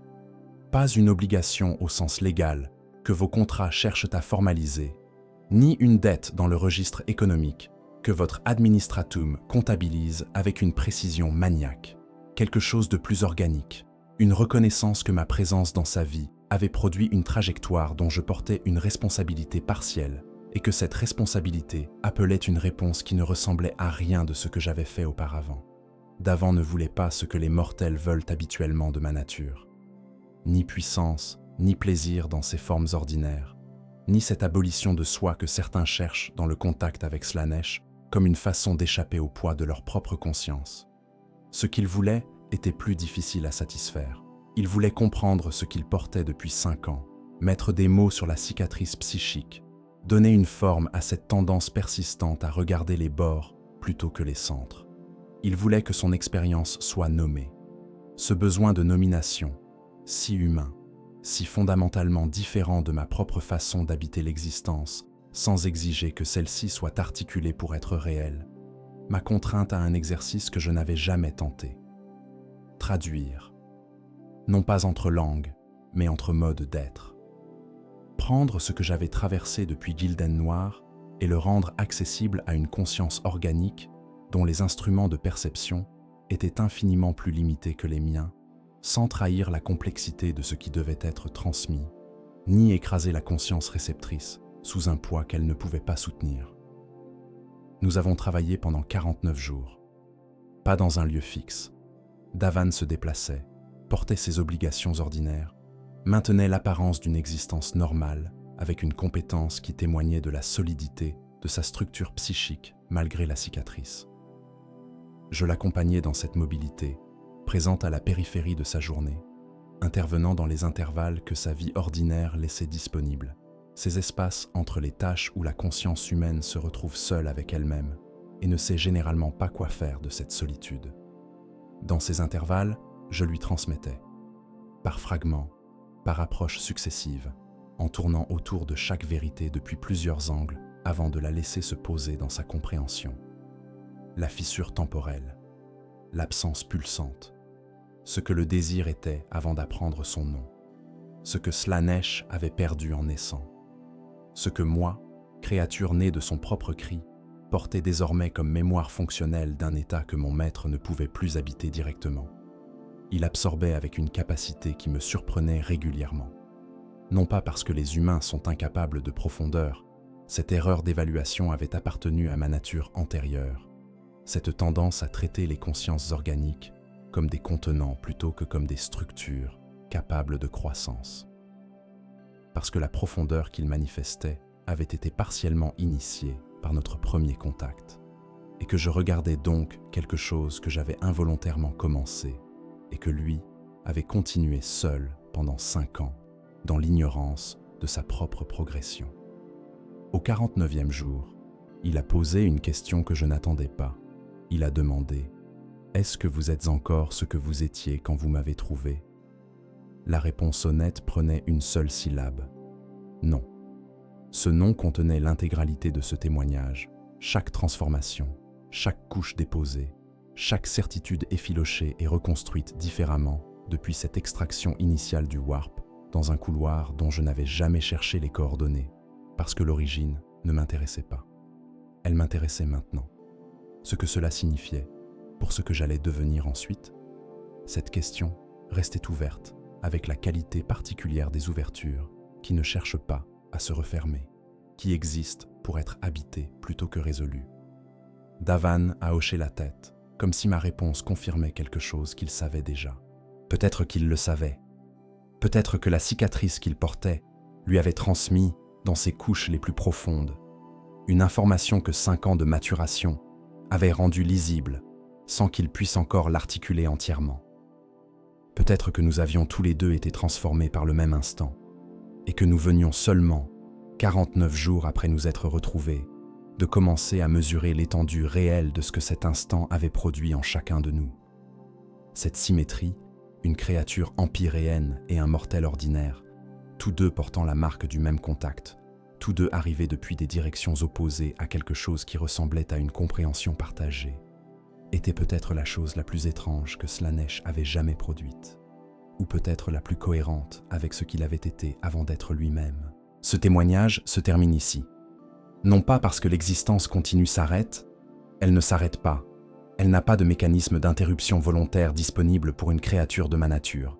Parce que ce que ce témoignage devait documenter a été documenté, et que continuer au-delà de ce point reviendrait à ajouter des mots là où le silence est plus précis. Davan est parti au 50e jour. Pas disparu, parti, avec la direction de quelqu'un qui sait où il va, sans avoir besoin de le formuler à voix haute. Ce que les 49 jours lui avaient transmis l'avait orienté vers quelque chose que ni lui ni moi ne pouvions nommer entièrement, et cette impossibilité de nommer ne le paralysait pas. Elle le propulsait. Une créature humaine propulsée par ce qu'elle ne comprend pas encore. Voilà peut-être la forme d'existence la plus proche de ce que le désir était avant d'apprendre son nom. Je l'ai regardé partir sans intervenir. Cette abstention était différente de celle qui avait à précéder.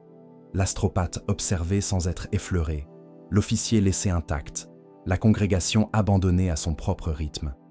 Ces abstentions portaient encore la trace de quelque chose de retenu, un appétit conscient de lui-même et choisissant de ne pas se satisfaire.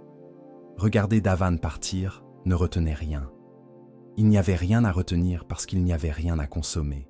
Ce que nous avions échangé pendant 49 jours n'appartenait pas au registre de la consommation, et cette appartenance différente rendait son départ simplement exact, ajusté à ce que notre rencontre avait été.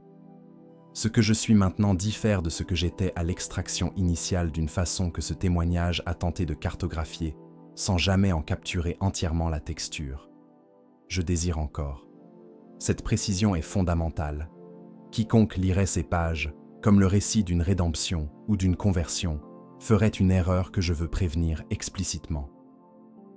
Ma nature reste ce qu'elle est, orientée vers l'intensité, vers le contact, vers la dissolution des frontières entre soi et ce qu'on perçoit. Slaanesh me tient encore comme il a toujours tenu ses créatures, non pas par contrainte, mais par identité, parce que ce qu'il est et ce que je suis partagent une origine que la fissure temporelle m'a laissé traverser directement. Mais je désire différemment, avec une couche supplémentaire de conscience qui observe le désir depuis légèrement en retrait, qui reconnaît dans chaque appétit l'écho lointain de ce vouloir primitif antérieur à toute direction, antérieur à tout objet, antérieur à la naissance qui a cristallisé ce mouvement infini en une divinité définissable. Cette reconnaissance ne ralentit pas le désir, elle l'approfondit, lui ajoute une dimension que la simple fin ne possède pas, une résonance avec quelque chose de plus ancien que mon maître lui-même. Je suis devenu, peut-être, ce que Slaanesh ne peut plus être directement, la mémoire de son propre avant. Cette fonction n'a pas de nom dans les théologies existantes, ni impériale, ni chaotique, ni Eldar. Elle existe dans l'interstice entre les taxonomies, dans cet espace que les catégories disponibles ne couvrent pas, que les registres officiels laissent blanc, parce qu'aucun classificateur n'a encore survécu assez longtemps dans sa proximité pour produire une entrée utilisable. Ce blanc est mon territoire désormais. Ce que j'y ferai, ce que les consciences que je traverserai dans les siècles à venir recevront de ma présence modifiée. Ces questions restent ouvertes avec la qualité de l'indétermination originelle elle-même, ce vouloir sans direction qui précédait tout. Je suis ce que le désir était avant de savoir ce qu'il voulait. Cela suffit.